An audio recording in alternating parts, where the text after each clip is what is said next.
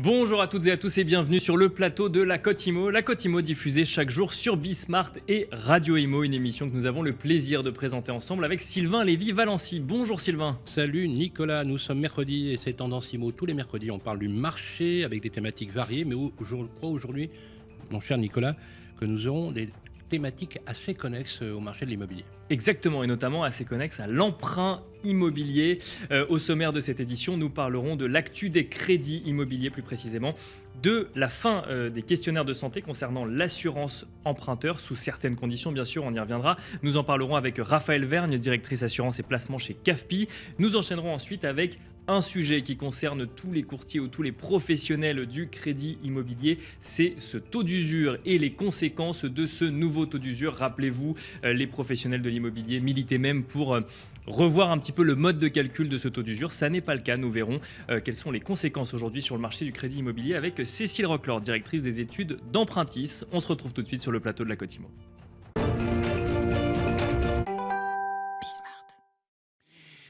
Chers amis, le questionnaire de santé, c'est celui qu'on redoute souvent, car c'est celui où vous consignez cette petite intervention que vous aviez oubliée il y a 3 ans, par exemple. C'est aussi parfois l'occasion de dire est-ce que je vais dire telle ou telle chose pour influer ou pas, ou cette vérité que vous préféreriez continuer d'ignorer à chaque nouvelle bouchée de cigarette, par exemple. Ou bien encore cette prise de sang qu'on vous oblige à faire, dont vous seriez bien passé, surtout en ce qui concerne le taux de gamma-GT en ce moment avec les soirées plutôt bien arrosées. Bon, le questionnaire de santé, clairement, on peut lui dire adieu, mais sous quelles conditions ? On va essayer d'y voir un peu plus clair. On va faire nos points avec notre invité, Raphaël Vergne, directrice assurance et placement chez CAFPI. Merci d'avoir accepté notre invitation. Alors, Merci. Concrètement, Raphaël, très joli Raphaël comme prénom. Quel apport législatif signe l'arrêt de mort du questionnaire de santé et pour qui et pour quel crédit immobilier et bien sûr sous quelles conditions précises ? Donc la fin du questionnaire de santé est effectivement soumise à condition. Elle fait partie de la nouvelle loi Lemoine qui a été votée fin février, juste avant que le Parlement ne cesse ses activités. Et donc ces questionnaires de santé restent obligatoires dans les autres circonstances, mais pour les prêts qui se terminent avant 60 ans et dont les capitaux assurés au total, je vais peut-être revenir là-dessus, ne dépassent pas 200 000 euros, on n'a plus aucune question à caractère médical.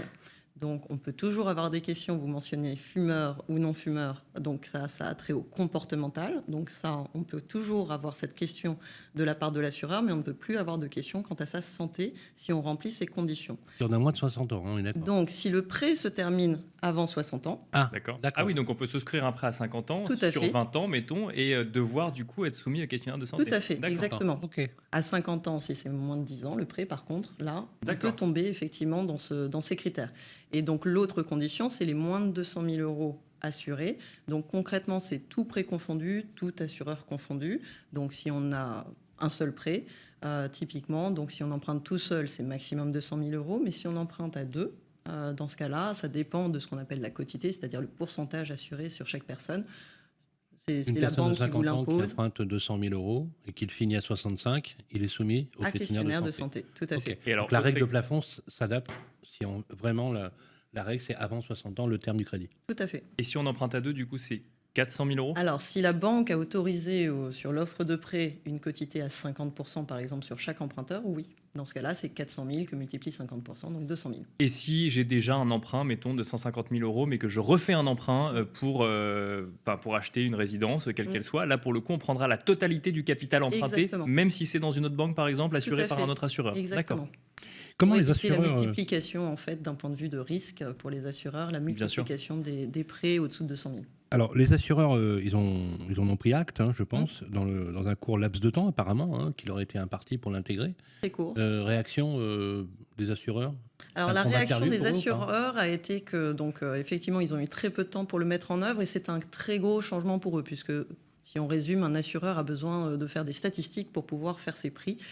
Et là, sans données de santé, ça veut dire qu'ils n'ont plus ces statistiques médicales. Donc, à partir de là, certains assureurs ont eu les moyens de mettre en œuvre de nouvelles assurances au 1er juin avec un ajustement de tarifs. On va sûrement y revenir, je pense. Et d'autres n'ont pas eu le temps. Et donc, ont simplement modifié les conditions générales de leur assurance pour dire qu'ils n'assuraient pas ce segment sans sélection médicale pour l'instant. Sachant qu'on précise que dans le même temps où on a connu donc, cette fin des questionnaires de santé, il a été décidé de laisser la possibilité de changer d'assurance emprunteur à tout moment, ce qui crée une compétitivité supplémentaire ou une compétition supplémentaire sur ce segment-là. Tout à fait. Alors la loi Lemoine était assez riche, il y a beaucoup d'éléments dedans. Il y en avait un qui était donc le droit à l'oubli. Vous avez parlé de cancer et d'hépatite C tout à l'heure. Effectivement, avant, il fallait attendre 10 ans avant d'avoir le droit à cet oubli. D'un point de vue. C'est une belle chose qui est cette loi pour ça. Maintenant, c'est 5 ans. Donc 5 ans après la fin des traitements, la rémission d'un cancer ou d'une hépatite C, on n'a plus du tout à le déclarer à un assureur. D'accord. Donc ça, c'est effectivement une très belle progression, entre autres pour reconstruire sa vie et tourner la page réellement et repartir dans des projets. La deuxième partie, on vient d'en parler, c'est les questionnaires de santé, donc qui ne sont plus autorisés sous conditions, sous 200 000 € et moins de 60 ans. Et la troisième partie, c'est la résiliation. Alors celle-ci, elle rentre réellement en vigueur au 1er septembre. Donc pour tous les prêts, quelle qu'ait été la date de mise en place, on pourra résilier à partir du 1er septembre son assurance emprunteur pour en choisir une nouvelle avec à la clé de très grosses économies. Donc c'est le but effectivement de libéraliser enfin ce marché de l'assurance emprunteur. Sans conditionnement, enfin, on va en reparler tout à l'heure, mais souvent les banques, même si elles ne l'écrivent pas, conditionnent l'octroi du crédit à la souscription du contrat d'assurance, qu'elles tirent leur marge essentiellement de cela. Juste pour rappeler un peu la compensation, c'est la mutualisation du risque, donc en matière d'assurance, le risque individuel est pris en charge par la collectivité, c'est la mutualisation d'un même risque. Est-ce que finalement la loi Lemoine, elle ne redonne pas tout son sens au principe même qu'a créé l'assurance quelque part avec cette liberté de souscription? Et en fait... il y a quand même un cadre qui est posé, qui est assez novateur, on l'a rappelé là pour le droit à l'oubli. Et à votre avis, est-ce qu'il y aura aujourd'hui des tentatives d'y déroger peut-être sous certaines conditions? Parce qu'aujourd'hui, on voit bien quand même que, on en parlera tout à l'heure avec Cécile Roclor, mais les banques quand même, qui est aussi un courtier, le premier courtier français, les banques, elles conditionnent quand même beaucoup à la souscription du contrat d'assurance. Donc, elles pourraient voir d'un mauvais œil la délégation d'assurance, parce que c'est ça, en fait. Oui. C'est avoir des prix moins chers ailleurs qu'on pourrait déléguer au profit de la banque. Non. Donc, effectivement, on peut uniquement faire un constat, et c'est ce dont sont partis donc, les législateurs, c'est qu'après la loi Lagarde, la loi Hamon, la loi Bourquin, qui était déjà sur la libéralisation de l'assurance emprunteur, on est quand même encore à plus de 80% des prêts qui sont assurés par des assurances groupes, c'est-à-dire les assurances des banques. Des banques, là même. Voilà. Donc, ce sont effectivement des principes différents entre les assurances groupes, les assurances bancaires et les assurances des assureurs externes en délégation. Le principe fondamental sur l'assurance groupe, c'est qu'il y a en général 4-5 tranches de tarifs en fonction de votre âge. Et en dehors de cela, c'est le même tarif pour tous, quelle que soit votre profession, quel que soit que vous soyez fumeur, non-fumeur ou que vous ayez un problème médical. Donc, à partir du moment où ils acceptent de vous assurer, ce sera le même tarif. En revanche, l'assurance en délégation, elle, est très personnalisée. Elle est sur mesure avec un tarif qui est fait pour l'assuré qui en fait la demande. Donc, effectivement, avec des tarifs qui pouvaient être très différents en fonction de votre situation personnelle. Donc, on revient sur une situation qu'on oubliait avec la fin du questionnaire de santé lorsqu'on passe par une délégation d'assurance. Et donc, sur ce nouveau segment sans sélection médicale, donc, dont on parlait tout à l'heure, effectivement, là, comme on n'a plus de données médicales, on aura toujours des différenciations possible en fonction de la profession, de l'âge, de fumeur ou non-fumeur par exemple, mais plus en fonction de votre état de santé. Et ça, c'est effectivement une forme de mutualisation du risque de santé entre tous les assurés chez cet assureur. Et à cause de cela, du coup, la mutualisation suppose une hausse en fait, du tarif. Oui, c'était ma question. Globalement. Une hausse du tarif pour tout le monde ? Alors, sur ce segment, effectivement... Très peu d'assureurs n'ont pas relevé leurs tarifs en se disant qu'ils allaient attendre d'avoir un peu de recul pour éventuellement le faire. Mais la plupart ont d'emblée passé une hausse de tarifs et donc en disant qu'ils ont analysé le risque et estimé l'impact que ça allait avoir pour eux. Charge à eux de revenir derrière une fois qu'ils auront des éléments concrets avec un petit peu de recul pour éventuellement les rebaisser.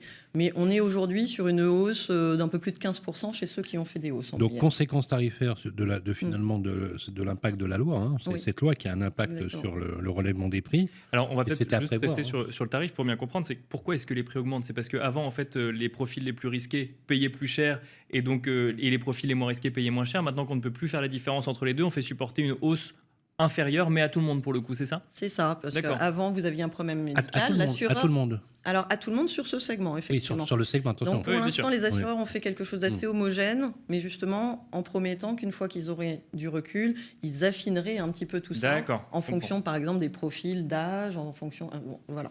Mais effectivement, c'est ce que vous disiez, c'est une fois qu'on n'a plus de données sur le médical, on généralise en fait le coût médical à tout le monde. Et typiquement, vous aviez un problème de santé, l'assureur acceptait de vous assurer, mais vous disiez, par exemple, je vous fais un tarif plus élevé, puisque donc j'ai un risque plus élevé avec vous. Donc c'est ce qu'on appelle une surprime. Là, sans questionnaire médical, du coup, plus de surprime possible. Oui, parce qu'il n'y a pas d'approche du risque individuel. Donc c'est quelque chose qui est Mais couvert toujours par sur tous les le assurés. segment tel que vous l'avez décrit tout à l'heure. Hein. Oui, On est toujours d'accord. sur ce segment sans sélection médicale. Crédit Les autres n'ont pas qui bougé finit leur tarif. avant par l'âge de contre. 60 ans, Oui, plafond à 200 000 euros.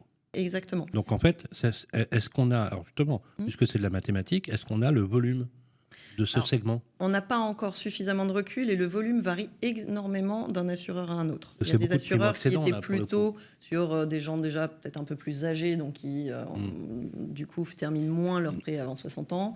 D'autres qui étaient très spécialisés sur des plus jeunes et qui donc forcément se retrouvent beaucoup plus avec une clientèle de ce type-là. Donc ça varie énormément de quelques pourcents à 2/3 du portefeuille d'un assureur. Est-ce que ça selon va le cas. impacter, déjà que ça l'est, Mm. avec le taux d'usure, puisque vous savez, dans le taux d'usure, on calcule Oui. tout. Oui. Donc on a désolvabilisé déjà 27% de primo-accédants au mois dernier. Hein. Oui. Juste voilà, le truc qui calme bien. Avec des taux dont on sait d'ailleurs qu'ils vont subir encore une fois des augmentations. Il ne faut pas se leurrer. Même si encore, il est encore temps d'emprunter. Hein, je le dis à tout le monde, il est temps d'emprunter parce qu'on a quand même une inflation qui est supérieure au taux actuel. Est-ce qu'il y a des flous encore dans cette loi que vous pensez pouvoir faire évoluer, Alors, qui vont évoluer peut-être? il y a encore des zones de flou, mais plus techniques qu'autre chose. Donc l'évolution tarifaire, elle viendra plus avec le recul des assureurs sur ce nouveau volume en fait d'emprunteurs qui auparavant, parce qu'ils avaient des problèmes médicaux, on aurait pu penser qu'ils seraient peut-être plus assurés par des assurances groupes que par des assurances en délégation qui, elles, avec la sélection médicale, allaient appliquer un tarif personnalisé, donc potentiellement plus élevé. Ce potentiel afflux, je dis potentiel parce que vraiment pour l'instant on n'a aucune indication en ce sens non plus, mais potentiel afflux de gens qui ont des problèmes médicaux et donc qui potentiellement peuvent coûter plus cher à l'assurance. Pour l'instant on n'a pas assez d'éléments, puisque ça fait seulement un peu plus d'un mois qu'on est rentré dans ce nouveau cadre, pour appuyer cela ou pas. Donc après, pour le taux d'usure, l'assurance est effectivement un élément essentiel, puisque donc les taux, vous l'avez dit, remontent et donc rentrent dans le calcul du TEG tous les frais annexes aussi du crédit, mais surtout aussi le taux de l'assurance. Et donc l'assurance donc en délégation étant en général bien moins chère qu'une assurance groupe, du coup l'assurance en délégation prend tout son sens dans cette période de taux d'usure. Donc même si on est sur un segment sans sélection médicale avec une hausse d'une quinzaine de pourcents, comme je le disais tout à l'heure, malgré tout, dans l'immense majorité des cas, on a plus intérêt à passer en délégation pour pouvoir se financer. Chez CAFIS, c'est ce que vous faites? Alors du coup, c'est toujours un dialogue avec les banques, parce que nous, ce qu'on fait, c'est un montage financier. Et le montage financier comprend à la fois le prêt et l'assurance. Et ça, c'est possible pour tous les profils de passer en délégation ? Oui, ou en tout cas d'avoir cette négociation. Alors oui, et effectivement sur les banques, leurs propositions peuvent varier aussi en fonction des profils et du type de montage, bien évidemment. Donc des banques sont plus ou moins réticentes à la délégation pour préserver aussi leur activité, et on peut le comprendre. Mais pour autant, si ils sont vraiment intéressés par le profil du client, on le voit, on peut avoir des délégations sur des montages là où on aurait pu penser qu'il y a quelques mois, on n'en aurait pas forcément, pour permettre de financer ce client malgré le taux d'usure, puisque l'assurance groupe, comme je le disais, est souvent plus chère. Après, on voit aussi des banques qui diminuent aujourd'hui le coût de leur assurance groupe. Donc, dans tous les cas, c'est effectivement le sens de la loi qui voulait libéraliser ce marché pour rendre l'assurance moins chère.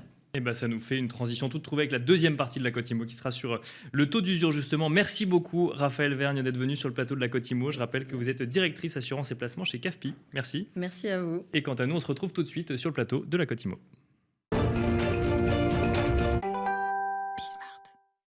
De retour sur le plateau de la Côte-Imo, nous allons parler du taux d'usure. Le taux d'usure, ce n'est pas la première chose à laquelle on pense lorsqu'on parle de crédit immobilier. Il ne faut néanmoins pas le sous-estimer ni sous-estimer son importance, puisque ce taux d'usure peut décider si oui ou non un crédit immobilier passe. Un taux d'usure qui est calculé tous les trimestres. Le nouveau taux est paru, enfin le nouveau taux ou les nouveaux taux, puisqu'il existe un taux par durée de crédit immobilier, sont parus le 1er juillet dernier. Nous revenons sur ce taux d'usure avec Cécile Roclor, directrice des études d'Empruntis. Bonjour Cécile Roclor. Bonjour Nicolas. Bienvenue sur le plateau de la Côte Immo. On est ravis de vous recevoir avec Sylvain. Le taux d'usure, tout le monde en parle aujourd'hui. Ça a fait la une de l'actualité parce qu'un certain nombre de professionnels de l'immobilier voulaient revoir le mode de calcul, puisque ce taux d'usure permet de bloquer purement et simplement des crédits. Si on dépasse ce taux d'usure, le crédit ne peut pas passer, la banque n'a pas le droit de l'octroyer. On va y revenir juste avant. Est-ce que vous pouvez nous expliquer pourquoi ce taux a été instauré historiquement ? Alors, ça remonte à très loin, parce que les premiers taux d'usure, on les trouve en Mésopotamie. D'accord. Ouais. Mais pour le coup, en France, on est dans le cadre du Code, du code de la consommation et du Code monétaire et financier. Le but du jeu, c'était de protéger les emprunteurs de taux jugés abusifs pratiqués par les banques. Donc, d'accord. On est vraiment dans un système de protection du consommateur. On va lui éviter d'emprunter à trop cher et de subir la décision de la banque de façon unilatérale. Donc ça, c'est à la base. Aujourd'hui, c'est effectivement, comme vous le disiez, un peu plus compliqué parce que ça ne marche pas comme ça. Parce que, en fait, historiquement, le taux d'usure, pour rappeler son mode de calcul, c'est la moyenne des TAEG pratiqués sur les 3 derniers trimestres. Ça, c'est forcément calculé avec 3 mois de retard. Alors, c'est calculé avec 3 mois de retard, mais c'est sur une période beaucoup plus courte que ça, puisque la Banque de France qui fait le calcul, elle va faire une enquête auprès des établissements financiers, et cette enquête, elle va se concentrer, grosso modo, sur les 15 premiers jours du premier mois du trimestre précédent. D'accord. Donc, typiquement, celui qui a été défini le 1er juillet, il a été calculé sur les 15 premiers jours d'avril. Et il est publié au journal officiel. Et donc, effectivement, il vient empêcher les banques de pratiquer des taux jugés abusifs. Alors, il faut faire attention parce que souvent, on pense qu'il est à comparer avec le taux du crédit. Pas du tout. Il est à comparer avec le taux global de votre financement, c'est-à-dire qu'on va mettre dedans le taux du crédit, le taux de l'assurance emprunteur dont vous parliez, et puis tous les frais annexes, les frais de garantie, les frais de dossier, voire les frais de courtage si vous passez par un courtier.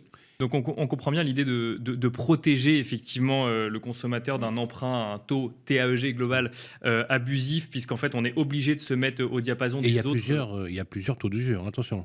Il y a plusieurs taux d'usure selon la durée, bien sûr. Et pour les crédits consommation, c'est pas du tout la même chose. Souvent, on a tendance à penser que le taux d'usure, c'est le taux d'usure général qui est fixé pour l'immobilier, je crois, à 2,43, je crois. Alors, le taux d'usure, il est à 2,57 sur les prêts de 20 ans et plus et 2,60 sur les prêts inférieurs. Voilà. Pour les taux fixes. Et sur les crédits conso, on est à combien ? Alors, ça monte beaucoup plus haut. On est à 18, je crois. Alors, ça va dépendre le montant que vous empruntez, puisqu'en crédit à la consommation, depuis la loi Lagarde, ça va dépendre du montant de financement. Moins de 3 000, 3 000 à 6 000 ou plus de 6 000. Donc, c'est en fonction. Ça va monter jusqu'à plus de 10%, parce que pour le coup, vous avez des taux qui sont liés à des petits montants. Par contre, en immobilier, vous le disiez, donc il y a les 3 durées. Moins de 10 ans, entre 10 et 20 ans, en dessous de 20 ans et plus, la partie qui est le plus regardée par les emprunteurs. Mais il y a aussi un taux spécifique pour les prêts relais et les prêts à taux variables. Donc effectivement, un même nom, mais pour différents taux ou cas d'application. Alors donc on le disait, le taux que vous regardez le plus et que les professionnels regardent le plus, c'est le taux 20 ans et plus, donc 2,57% actuellement. On a quand même une infographie où on s'est intéressé là au taux d'usure applicable au 1er juillet. Pour les emprunts à taux fixe entre 10 et 20 ans, ça concerne quand même pas mal d'emprunteurs, on parle de 2,60%. Donc en fait, d'ailleurs j'ai dit une bêtise, c'est entre 10 et 19 ans, puisque le 20 ans est compris, 20 ans exclus, c'est l'année d'après. La 20e année rentre dans le taux 20 ans et plus. Il a été relevé. Alors, il a été relevé de 17 centimes, c'est-à-dire qu'il était à 2,4% la période précédente, donc pour la période du 1er avril au 30 juin. Donc 17 centimes de plus, mais sur la même période, les taux de crédit, eux, ont pris en moyenne 70 centimes. Ah oui. Donc techniquement, on est sur une accélération très forte des taux de crédit, et le taux d'usure étant, comme vous l'indiquiez tout à l'heure, calculé avec un trimestre de retard, en fait, il ne suit pas la hausse rapide des taux de crédit. Si on fait un petit coup de rétroviseur plus loin, au printemps 2018, on avait les mêmes taux de crédit qu'aujourd'hui.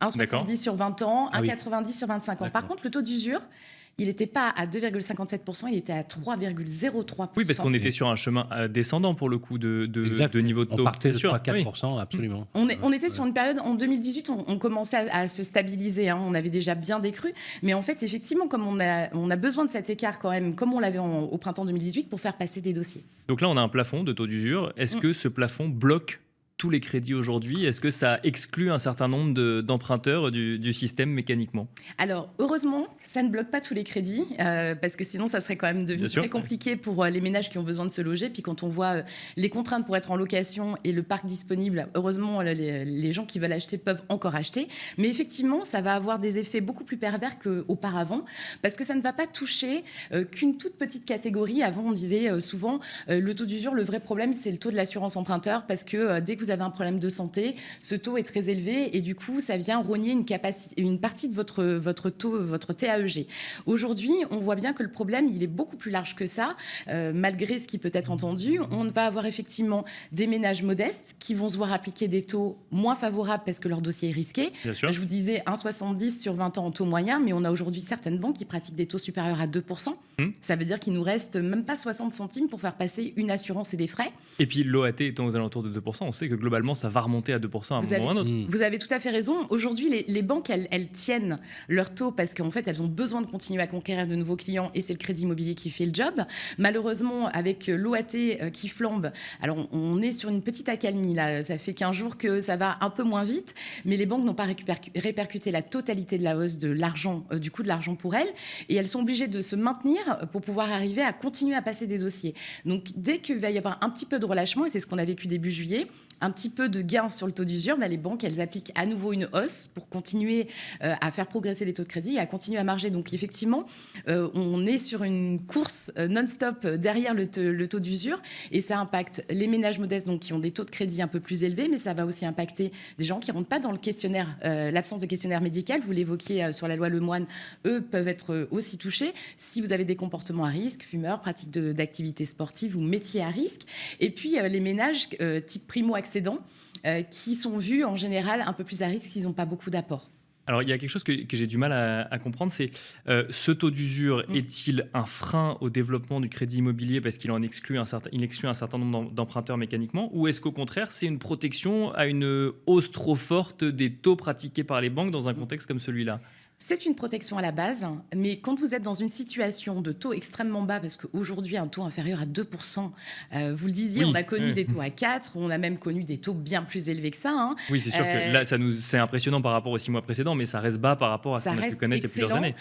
Et aujourd'hui, ça devient une contrainte parce qu'en fait, ça va empêcher des gens d'emprunter alors que les taux restent bas. Oui, ils remontent rapidement, mais emprunter à 2%, c'est pas du tout anormal. On l'a déjà connu, on a connu effectivement des taux bien plus élevés. Donc, de protecteur, il devient empêcheur de réalisation de projets. Et c'est là où c'est dommage parce qu'en fait, on est dans un contexte où c'est plutôt favorable d'acheter un bien immobilier. Le sujet, il est plutôt du côté des prix plus que des taux. Est-ce que ça va continuer à progresser ainsi, selon vous ? Est-ce que, parce que je sais, alors déjà, avant de parler de la suite, il y a quand même eu une réflexion sur changer le mode de calcul du taux d'usure. Alors, c'est une réflexion par rapport à un constat à un moment précis. Est-ce que ça fait sens aujourd'hui, dans une période de remontée rapide des taux, de changer de mode de calcul du taux d'usure ? Il faudrait changer les textes, là, pour le coup. Alors, on a effectivement un mode de changement qui peut être lié à un décret, si on veut graver dans le marbre une nouvelle règle, mais on a aussi la possibilité, et c'est prévu par les textes, de faire des changements provisoires. D'accord. Et en l'occurrence, on aurait préféré qu'il y ait des changements provisoires. À court terme. À court terme, pour une période donnée, se dire que le taux d'usure ne répond plus à son objectif aujourd'hui. Mais c'est vrai que comme les organismes qui définissent le taux d'usure ont des périodes d'observation qui sont un peu plus longues que la réalité du terrain au quotidien, et qu'on a tendance à observer les encours de crédit qui ne sont pas le signe du nombre de projets qui sont réalisés, mais bien des volumes de financement qui sont réalisés, on a un peu de déformation du prisme. Donc oui, à une une modification provisoire, et puis plus globalement, que ça soit aujourd'hui ou pour demain, quand vous avez 3 mois de décalage entre des pratiques des banques et un calcul de taux protecteur, on peut imaginer qu'à un moment, ça se renverse aussi et que ça donne trop de possibilités. Bien sûr, Et donc, du coup, on devrait calculer ce taux d'usure au plus proche. Et ça fait partie des propositions qui ont été faites par les acteurs du secteur, c'est de dire il faut calculer... Tous les mois ou tous les 15 jours. Exactement, tous les mois. Les taux sont fixés par les banques en moyenne une fois par mois. Alors, ça a beaucoup bougé avec l'augmentation de l'OAT. Elles sont venues à fixer 1 fois, 2 fois, 3 fois par mois parce qu'elles avaient besoin de réimpacter. Mais, au moins une fois par mois. Quand on voit l'évolution des taux qui est ou d'une quinzaine à l'autre, d'ailleurs, il y a certaines personnes, notamment les courtiers, qui partent sur un prix ou sur un taux de crédit le voit évoluer un peu comme la hausse des matières premières, ça aurait beaucoup de sens que ce soit révisé. Est-ce que les contacts que vous avez avec vos collègues chez Empruntis laisserait à penser que structurellement ça pourrait changer parce que ça serait bon pour la consommation et notamment les primo-accédants. Je rappelle que c'est eux les premiers touchés souvent dans ce Clairement, de toute façon le marché de l'immobilier en France il est porté en priorité par les primo-accédants, c'est eux qui font 80% du marché de l'immobilier et puis quand ils achètent plus grand ils permettent à des secondos eux-mêmes d'acheter encore plus grand, voire à des seniors de revoir la copie pour rentrer dans les villes ou acheter plus petit. Donc on est sur un système qui peut gripper le marché de l'immobilier, qui peut avoir des conséquences dès cette année. Il y a une logique à un taux d'usure, mais il faut qu'on ait une logique de marché et qu'on soit en prise avec le marché réel. Et pour l'instant, il n'est pas question de le modifier, malheureusement. Alors, on va espérer octobre. Vous alliez en parler de projection, mais pour l'instant, on est dans une situation qui, en plus, n'est pas favorable à l'emprunteur parce qu'on est l'été et que, naturellement, les banques l'été, elles ont tendance à se désengager un peu du crédit parce qu'un collaborateur sur deux en banquier est en vacances. Et quand vous avez moins de bras pour produire, en fait, vous avez moins envie de conquérir de dossiers. Donc là, il va falloir attendre la rentrée. Bienvenue en France. Deux questions sur ce sujet. Première question, quand un primo-accédant ne peut pas avoir accès à un crédit justement parce qu'il ne passe pas le taux d'usure, est-ce qu'il comprend que c'est un mécanisme de protection qui ne lui permet pas d'avoir accès à son crédit? Pas du tout, parce que pour le coup, le primo-accédant, lui, il voit le taux. Et il se dit, mais en fait, 2%. J'ai les moyens, ça oui, va c'est ça, très bien. Je peux rembourser. En plus, on a connu le HCSF avec une première barrière à l'accès au financement, les 35%, qui se voulaient eux aussi protecteurs, les durées limitées à 25 ans, alors qu'on commence à ouvrir les perspectives de prêts plus longs parce qu'on vit plus longtemps. En fait, on a un décalage entre le mode de fonctionnement du crédit et l'évolution de la société. Donc oui, le primo-accédant, il se dit, je comprends pas, j'ai des revenus, je suis en capacité d'emprunter, de rembourser. Où est le problème? Donc non, il a du mal à accepter. Et alors justement, sur ce blocage, est-ce qu'on peut considérer que c'est un blocage temporaire du fait que, vu que l'augmentation du taux d'usure a 3 mois de retard, quand on aura 6 mois d'avance par rapport à aujourd'hui, on aura ce taux d'usure qui aura augmenté mécaniquement? Alors, on va croiser les doigts très très fort. Alors, ça ne veut pas dire qu'aujourd'hui, on ne trouve pas de solution pour les emprunteurs. Nous, on a des techniques en tant que courtier, des prêts multilignes, des montages spécifiques qui nous permettent de faire baisser mécaniquement le TAEG. On va croiser les doigts pour octobre parce qu'en fait, ça va dépendre de l'évolution de l'OAT. Vous en parliez tout à l'heure, Nicolas. Si elle continue parce qu'on est dans un système avec des décisions de la BCE, avec de l'inflation, à faire monter les OAT à la rentrée, en fait, les banques, elles vont continuer à courir après l'OAT et donc le taux d'usure, il ne suffira pas. Maintenant, le signal positif pour octobre, c'est que quand vous êtes en octobre, vous êtes sur de la production bancaire de crédit immobilier pour la nouvelle année, donc 2023. Et en général, à partir de cette période-là, on a un certain nombre d'établissements qui sont à nouveau très offensifs. Donc, on va espérer que le coût de l'argent se détende et que les banques, elles puissent marger. Parce qu'en fait, le sujet, il est là. C'est si je ne peux pas faire de marge sur mon crédit immobilier, j'ai tendance à sortir du marché. Et là, c'est un problème pour les emprunteurs. Mais en tout cas, aujourd'hui, on trouve encore des solutions. Il faut rester positif. Merci beaucoup, Cécile Roclor, d'être venue sur le plateau de la Côte Immo pour répondre à nos questions. Je rappelle que vous êtes directrice des études d'Empruntis. Et Sylvain, c'est déjà la fin de cette émission du mercredi. Oui, d'ailleurs, on suivra avec beaucoup de vigilance l'évolution de ces fameux taux, même les totaux, le taux d'usure et le taux de crédit. Merci en tout cas d'avoir participé à cette émission. La Côte Immo, c'est terminé. Rappelez-vous, toujours 12h, 12h30 sur Bismart et sur Radio Immo. Et demain, on va partir dans notre séquence habituelle le jeudi, c'est Politique Immo, où là c'est aussi un autre sujet crucial à la veille de la rentrée. Belle journée à tous.